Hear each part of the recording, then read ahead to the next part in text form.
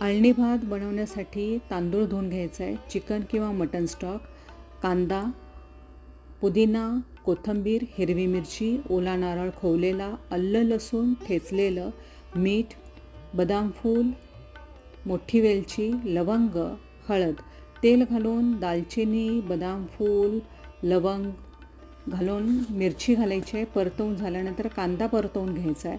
त्यानंतर आलं लसूण जास्त प्रमाणात घातल्यास स्वाद छान येतो. हळद घालायची आहे. ते परतवून झाल्यानंतर मग आपल्याला त्यामध्ये तांदूळ घालायचा आहे. तांदूळ छानसा भाजून घ्यायचा आहे त्यामध्ये आणि मग मटण किंवा चिकन स्टॉक लागल्यास गरम पाणी वरून घालू शकता.